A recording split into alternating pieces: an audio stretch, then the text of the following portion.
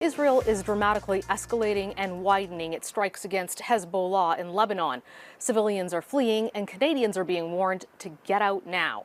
Joining us now is the Canadian ambassador to Lebanon in Beirut, Stefanie McCollum. Ambassador, thank you so much for joining us. I know you're kind of just across the sea behind us here in Lebanon. You're in Beirut. Can you describe the situation on the ground there right now? Yeah, thanks for having me. So the situation remains volatile. We've seen in the last week or so a drastic escalation in violence, a lot of innocent people injured. So, very much hoping for de escalation and to see a ceasefire soon to stop the strikes that are uh, old news now for a year in the south of the country, but very new and very real here in Beirut, in southern Beirut. Ambassador, what do you foresee happening next in terms of this conflict? Obviously, it's been escalating. Do you anticipate a change in that anytime soon? We really hope not. I mean, Lebanon and the people of Lebanon can't take any more escalation, quite frankly. The damage is significant. Too many innocent lives lost, so many people injured. You're seeing hundreds of thousands, up to a million displaced and in need of humanitarian assistance. So we really want to urge de escalation. We really need to keep working to push a ceasefire and find a long term diplomatic solution. What are you hearing from the Lebanese government? I mean, Israel's beef obviously is with Hezbollah. This is a country that has a government that is weak to begin with. But what is their role in all of this?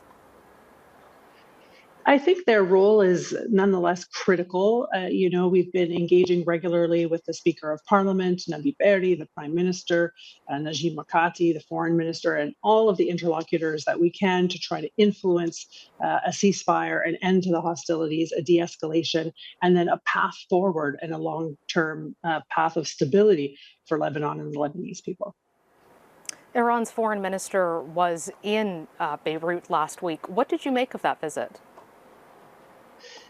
I mean, the positive news about the visit is that it was encouraging about a ceasefire. You saw the statements come out about his visit, about encouraging that de escalation, but nonetheless, a little bit of show of force should that not happen. So, I mean, I think we're seeing the same repeated messages of we would like to de escalate, we would like to see this end.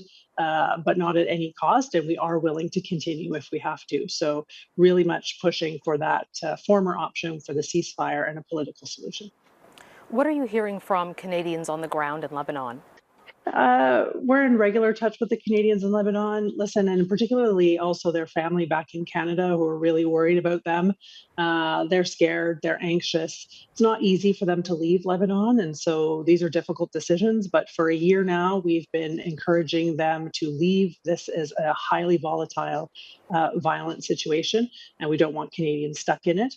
And so, although we do have a plan to help them in extremis or in a last uh, ditch type of a situation, we really want Canadians to avoid putting themselves in that emergency situation. And we're urging them, as we have been for a year now, to leave while they can and while commercial options remain available.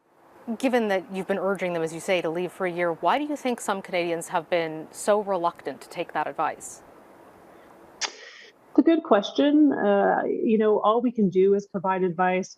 All we can do is urge Canadians to make the decisions that are in their best interest, but we can't force it. And Canadians have a lot of considerations. It could be timing, it could be family, it could be because they're resident here and it's not easy to leave your home, especially if this looks like it's going to be a protracted conflict. So, I mean, all we can do is keep pushing that advice out there, keep urging, but Canadians ultimately will make their own decisions based on their own personal circumstances. And of course, we understand that. The airport is, of course, still open at this time. What is sort of the red line for Canada that would trigger a military assisted evacuation that would see Canadian troops helping to evacuate Canadians from Lebanon? Yeah, it's a question we get asked a lot, and what we say is that it's an option of last resort. We do have a plan. It's a multifaceted plan. It allows for a variety of options depending on the circumstance, but it's always a plan of last resort. And what we say to Canadians is, you shouldn't be counting on that plan of last resort. You should be leaving now while commercial options are available before it gets any worse. Do you have a sense of what the trigger point might be for that kind of an evacuation, though? So right now, we're reassured that there are a variety of commercial options, air options, maritime options, road options. And so as long as those options exist for Canadians so that they can move themselves based on their family situation at a timetable that's most convenient to them, we wouldn't be looking at offering any sort of assisted departure assistance.